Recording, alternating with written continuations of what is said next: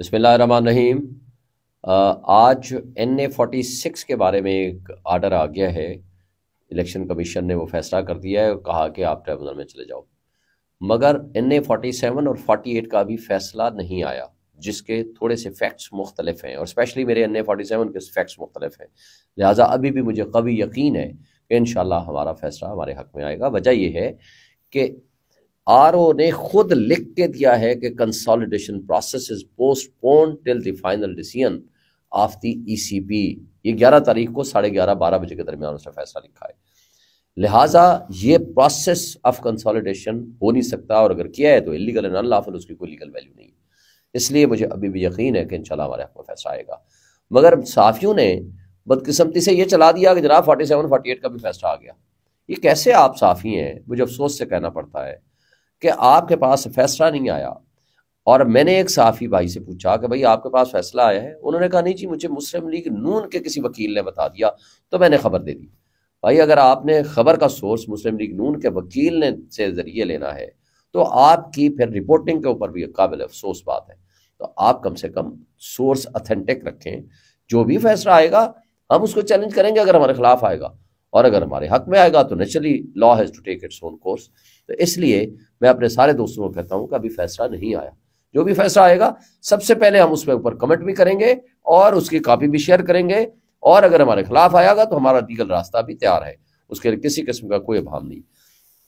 اور ہم انشاءاللہ آرٹیکل 184(3) کی پٹیشن کی بھی تیاری کر رہے ہیں، تاکہ سپریم کورٹ میں یہ سارا ریکارڈ جو دھاندلی، ڈاکہ زنی اور چوری ہوئی ہے، جو لوگوں کے مینڈیٹ چرائے گئے ہیں، اس کے اوپر ہم سپریم کورٹ میں جا کر کے سچ کم سے کم سب کے سامنے رکھ سکیں۔ اور ہمیں قوی یقین ہے کہ انشاءاللہ جب سچ سامنے آئے گا تو یہ چیزیں بہتر ہو جائیں گی۔ اور آج عمران خان سے جو ٹیم ملی ہے، اس دن بھی بلکہ بات ہوئی تھی، IMF کو بھی لیٹر لکھنے کا فیصلہ کیا گیا ہے۔ مجھے یہ بتائیں، IMF کے ساتھ مذاکرات ہوئے تھے عمران خان صاحب کے، ہماری اس دن بات بھی ہوئی تھی۔ IMF کے ساتھ اس شرط پہ ہم نے تعاون کیا تھا کہ یہاں اس ملک میں free, fair and transparent elections ہوں گے، تاکہ جو گورنمنٹ آئے وہ پبلک سپورٹ سے گورنمنٹ آئے، پبلک سپورٹ والی گورنمنٹ اس ملک میں ریفارمز لا سکے۔ اور وہ جو بدماشیہ اوپر بیٹھا ہوا ہے، جو $18 بلین سالانہ جو مفت مراد کھا رہا ہے، اس کے پیسے کم کر کے غریبوں کے اوپر خرچ کیے جا سکیں۔ مگر اس $18 بلین کو تو کسی نے، جو مفت مراد والے ہیں، اس کو کسی نے ہاتھ نہیں لگانا۔ اس ڈاکوں کے ذریعے اور اس چوری شدہ مینڈیٹ کے ذریعے جو حکومت لائی جا رہی ہے، اس نے کیا کرنا ہے؟ بجلی کا بل جو اس وقت آ رہا ہے، ایک عام آدمی کا $50,000 کا بل آ رہا ہے، اس کو انہوں نے ڈبل کر دینا ہے، ₹1,00,000 پہ یا 1.5 یا 2 لاکھ پہ لے جانا ہے۔ اور اسی طرح گیس کا بل جو 5,000 گنا زیادہ بڑھ چکا ہے، یعنی جو 500 پچھلے سال آتا تھا، آج 5,000 کا بل آ رہا ہے، اس کو پھر 5,000 گنا اور بڑھا دینا ہے۔ اور اسی طرح عام آدمی کی زندگی اجیرن کر دینی ہے اگر IMF کے ساتھ یہ جاتے ہیں تو۔ مگر اگر پبلک سپورٹ والی گورنمنٹ آئے گی، وہ بہتری لائے گی، وہ ریفارمز لائے گی۔ اس کے لیے ہمارے پاس منصوبہ ہے کہ پبلک سپورٹ سے ہم نے امیروں کے مراد پہ کٹ لگا کے غریبوں کو بینیفٹ کرنے ہیں۔ ہم نے اوورسیز کے ذریعے یہاں انویسٹمنٹ لانی ہے۔ ہم نے یہاں انٹرنیشنل انویسٹر کو کہنا ہے کہ انویسٹمنٹ لاؤ۔ یہ چور تو نہیں لا سکیں گے۔ کیوں نہیں لا سکیں گے؟ کہ اس لیے کہ ان کے پاس نہ تو ویلڈ لیجٹیمیٹ گورننس کا اختیار ہے، نہ دنیا ان کو مان رہی ہے، نہ لوکل ان کو مان رہے ہیں، اور پبلک کی سپورٹ ان کو نہیں ہے۔ لہٰذا ان میں کیپیسٹی نہیں ہے کوئی ایسا فیصلہ کر سکے۔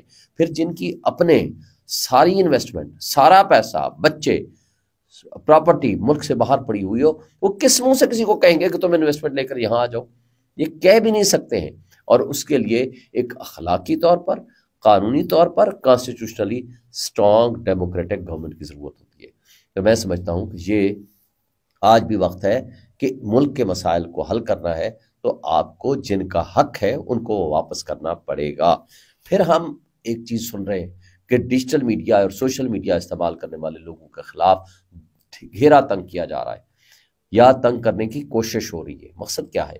تاکہ لوگوں کو ڈرا دیں، لوگ اپنا ایکسپریس نہ کر سکیں اپنے اوپینین، لوگوں کو ایک right of freedom of speech جو ہوتی ہے وہ اس سے ان کو محروم کر دیں۔ دیکھیں، کوئی بندہ کویسچن کرتا ہے تو آپ اس کا جواب ڈھونڈیں، نہ کہ اس بندے کو ڈھونڈیں اس کو اٹھا لیا جائے۔ یہ مسئلے کا حل نہیں ہوتا۔ مسئلے کا حل اگر آپ نے کرنا ہے، ملک کو آگے لے کر جانا ہے، تو ان مسائل کا یا ان سوالوں کا جس کو کوشچن پٹ کیا جاتا ہے یا کوئی بھی سوشل میڈیا ایکٹیوسٹ پٹ کرتا ہے تو آپ اس کا جواب ڈھونڈیں، اس کی دلیل سے جواب دیں، اور جو دلیل ہوتی ہے وہ ہر کوئی مانتا ہے۔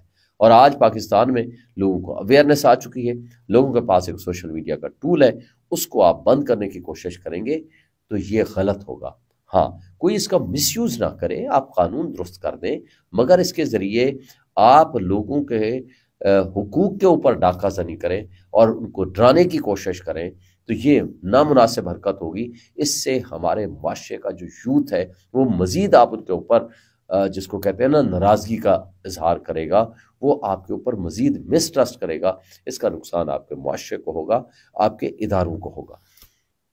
آج ایک اغوا برائے بیان کا سلسلہ جو کہ پچھلے 1 سال سے شروع ہوا تھا ابھی تک جاری و ساری ہے۔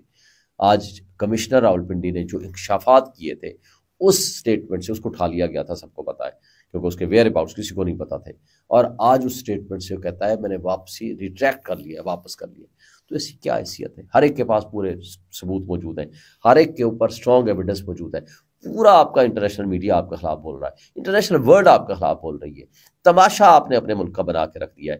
اس تماشے میں اگر ایک الیکشن کمیشن، ایک چیف کمشنر یا ایک کمشنر اگر اس سے بیان واپس بھی کرا دیں گے تو اس کی کیا حیثیت ہوگی؟ ہر ایک کے پاس ہر ثبوت موجود ہے، ہر ایک کے پاس ہر طرح کی انفارمیشن موجود ہے۔ دیکھیں، آپ نے لوگوں کو اٹھایا، پی ٹی آئی کے لوگوں کو آپ نے ان پر جبر کیا، تشدد کیا، زیادتیاں کی، کسی کو فائلیں دکھائیں، جا کر کے ایک ڈسٹ بن پڑی ہوئی تھی، بہت بڑی ڈسٹ بن جس کے سربراہ جو تھے وہ جہانگیر ترین تھے، آپ اس میں پھینکتے گئے۔ جب رزلٹ آیا تو اس میں سے سوائے کچرے کے اور کچھ بھی نہیں نکلا، اور وہ جو کچرے کا ماسٹر تھا وہ جہانگیر ترین، وہ اس سے پہلے کیا سٹیٹمنٹ کرواتا تھا؟ 9 مئی کی مذمت کرتا ہوں اور میں نے سیاست چھوڑ دی ہے، میں نے سیاست سے کنارہ کشی اختیار کر لی، لہٰذا بعد میں IPP میں شامل ہو جاتے تھے۔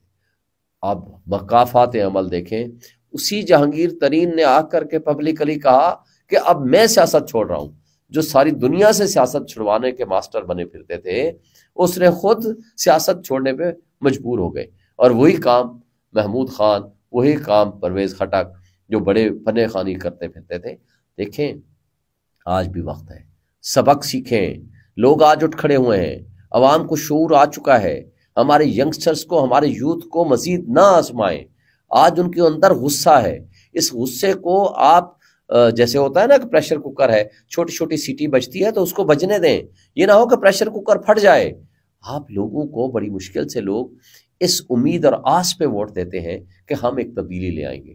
اگر کوئی گورنر اچھی گورننس کرے گا، کوئی ریفارمز اچھے کرے گا تو وہ اس کے ساتھ کھڑے ہوں گے، کوئی اچھا نہیں کرے گا تو لوگ اس سے ہٹ جائیں گے۔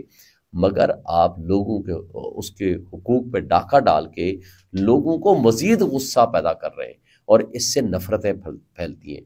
اس سے جب پرامن عوامی انقلاب کا راستہ روکا جاتا ہے تو پھر پرتشدد اور خونی انقلاب آیا کرتا ہے۔ تو خدا کے لیے اس دن سے بچیں، اس دن سے پیچھے ہٹیں۔